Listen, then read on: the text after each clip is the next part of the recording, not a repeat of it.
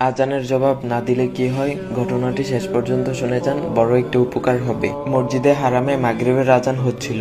আমি তখন হারাম শরীফের ছাদে কোনো মতে দৌড়ে গেলাম অজু করতে, যাতে ভিড় থেকে বাঁচতে পারি। আমি অজু করছি, পাশে একজন নুরানি চেহারায় একজন আরবি সাহেব আজানের জবাব দিচ্ছিলেন। তখন আমার অজুও শেষ, এদিকে আজানও শেষ। আমি চলে আসছিলাম, এমন সময় ওই আরবি সাহেব আমাকে ডেকে বললেন, ইয়া ওলাদা, তুমি কি আরবি বুঝো? তখন আমি হাসূচক মাথা নাড়ালাম।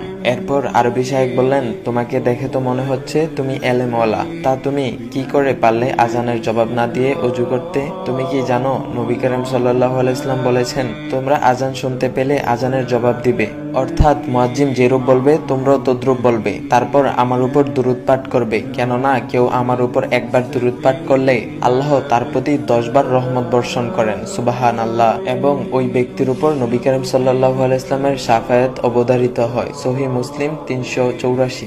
তারপর শাইখ বললেন, তুমি কি এই হাদিসটি শুনোনি? তখন আমি লজ্জিত স্বরে বললাম, জি জনাব, আমি এই হাদিসটি শুনেছি। তারপর উনি বলল, তুমি চাইলে এখন অজু করতে পারতে, কিন্তু তুমি কি পারবে এখন আজানের জবাব দিতে? বলো তো, এখন কি পারবে তুমি আজানের জবাব দিতে? তার মানে তুমি নবী করিম সাল্লাল্লাহু আলাইহি ইসলামের শাফায়াত পাওয়ার একটা সম্ভাবনা হারিয়ে ফেলেছো। এই কথাটা শোনার পর কলিজাটা মোচড় দিয়ে উঠেছিল।